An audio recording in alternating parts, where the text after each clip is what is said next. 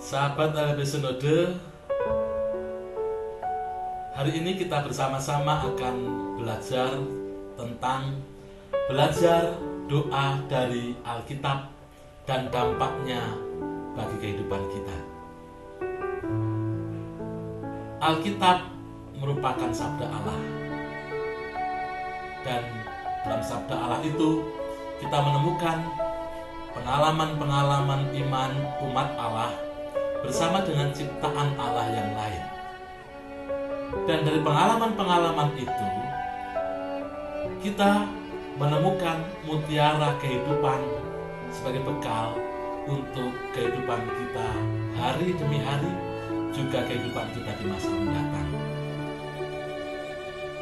Alkitab selain berisi sabda Allah, di sana juga memuat tentang doa-doa. Dari sana kita belajar tentang rumusan-rumusan doa dan pengajaran tentang doa. Hari ini kita belajar tentang hal itu. Kita belajar tentang bagaimana umat Allah dalam Alkitab menghayati hidupnya dalam relasi dengan Allah,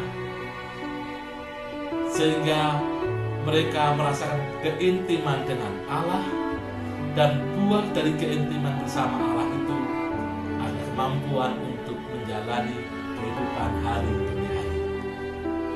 Untuk kita di zaman ini, apa dampak kisah-kisah dalam Alkitab, rumusan-rumusan doa dalam Alkitab, dan pengajaran tentang doa dalam Alkitab buat kita? Alkitab mengajarkan doa merupakan pemulihan. Pemulihan merupakan buah perjanjian. Dan dalam perjanjiannya, Allah menyatakan kesetiaannya.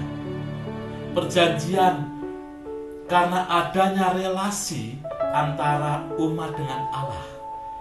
Dan Alkitab menceritakan relasi itu dimulai dari Allah. Allah berkenan bersekutu dengan manusia. Itu semua terjadi karena Allah mencintai, dan kekuatan cinta Allah itu membuat Dia mendekatkan diri kepada manusia, dan antara manusia dengan Allah saling mendekat. Dalam doa penuh cinta, Allah dan manusia berelasi dalam kedekatan, dalam cinta. Dalam perjanjian lama, doa adalah hidup dari kenyataan ciptaan.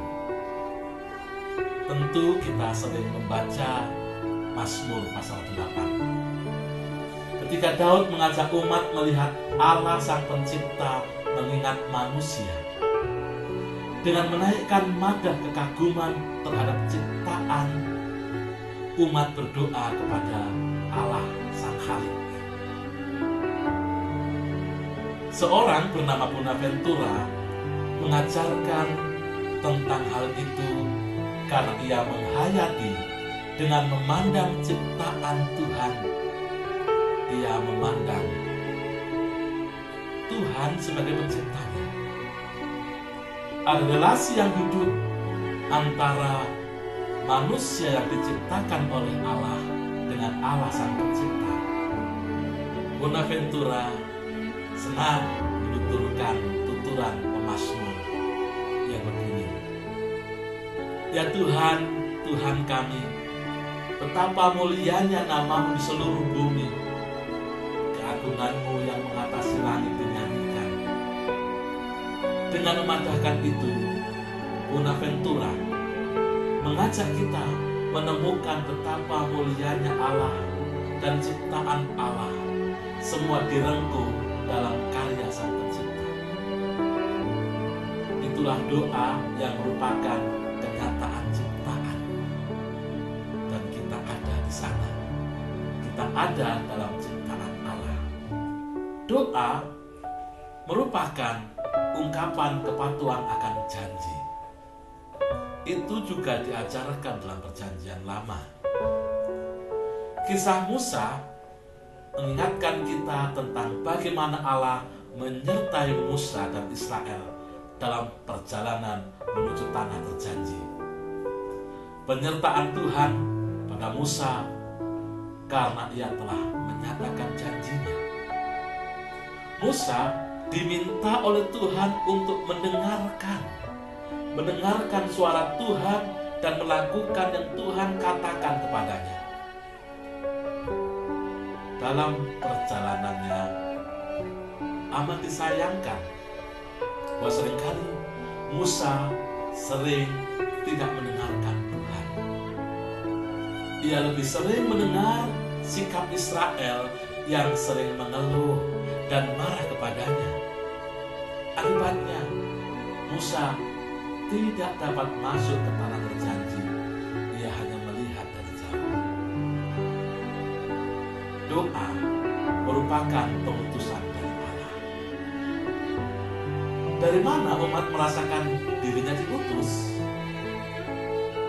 Dari kontemplasi umat pada Allah.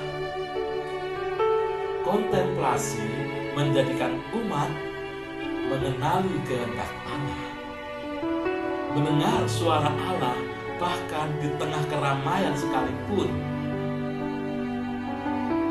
Kisah Sakeus yang memberikan separuh dari hartanya merupakan contoh seorang yang merasakan pengutusan Allah. Ia mendengarkan suara Tuhan sekalipun di tengah keramaian. Demikian juga dengan kisah perempuan Samaria di Sumur Yakub. Perjumpaan dengan Tuhan Yesus membuat ia memberitakan Tuhan Yesus di kampung halamannya, dan banyak orang menerima Mesias. Itu terjadi karena perempuan itu mendengarkan suara Tuhan Yesus. Belajar dari Tuhan Yesus dalam membangun relasi dengan Bapa. Ia berada di rumah Bapa. Hal itu menunjukkan relasi personalnya dengan Bapa dalam roh. Dalam rumah Bapa, ia mencecat sabda dan membagikan kepada banyak orang. Sehingga ia mengatakan, hari ini, nats ini digenapkan. Sahabat Albisnode yang dikasihi Tuhan, dalam Alkitab, kita juga menemukan doa merupakan persembahan atau pemberian diri kepada Allah. Hal ini berangkat dari penghayatan manusia terhadap rahmat Allah bagi dirinya. Dan manusia menyambut dengan syukur kepada Allah bahwa rahmat Allah dialami, rahmat Allah diterima, dan karena itu ia mempersembahkan dirinya untuk Allah. Alkitab juga mengajarkan ketulusan tentang doa. Ketulusan dalam doa digambarkan oleh Tuhan Yesus seperti anak kecil. Ia berani datang kepada Bapa dan ia menyatakan semua dengan ketulusan. Maka dari itu, ia membiarkan anak-anak datang kepadanya, karena mereka yang mempunyai kunci kerajaan surga. Gambaran ketulusan itu pengajaran buat kita bagaimana datang pada Bapa dengan tulus. Alkitab juga mengajarkan doa dalam ketekunan, sikap berjaga-jaga, sikap waspada. Kisah tentang 5 perempuan yang bijaksana menantikan datangnya mempelai laki-laki menjadi gambaran buat kita bagaimana doa itu diwujudkan dalam ketekunan, dalam kewaspadaan. Sahabat LPP Sinode yang dikasihi Tuhan, bagaimana doa dalam Alkitab itu relevan untuk kita di masa kini? Dalam Alkitab kita mendapatkan pengajaran dari Tuhan Yesus supaya bertekun. Dan itu salah satu kunci doa. Tuhan Yesus bersabda, "Mintalah, maka akan diberikan kepadamu. Carilah, maka kamu akan mendapat. Ketuklah, maka pintu akan dibukakan bagimu. Karena setiap orang yang meminta menerima, dan setiap orang yang mencari mendapat, dan setiap orang yang mengetuk, baginya pintu akan dibukakan." Ketekunan dalam doa terwujud ketika kita mewujudkan doa sebagai kebiasaan. Disiplin rohani merupakan segala bentuk aktivitas rohani dengan kesediaan kita untuk berrelasi dengan Allah, memeriksa diri. Kita belajar untuk berkontemplasi, meditasi dalam doa-doa harian, dalam doa-doa bersama umat Allah yang lain, melalui persekutuan, dalam doa-doa kita yang dinaikkan kepada Allah dalam relasi dan cinta.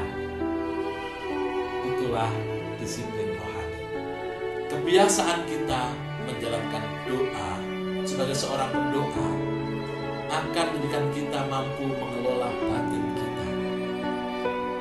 Ketika kita mampu mengelola batin, maka hidup kita terarah, tertata, terhindar dari tindak impulsif, terhindar dari keinginan untuk menjadi pribadi yang pemarah, mementingkan diri sendiri. Ketekunan dalam doa mengarahkan kita untuk mencari dan menemukan kehendak Allah. Dan di dalam pencarian itu, hidup kita ditata menjadi hidup yang seturut dengan kehendak Allah. Sahabat dan saudara yang baik, itulah pembelajaran kita bersama.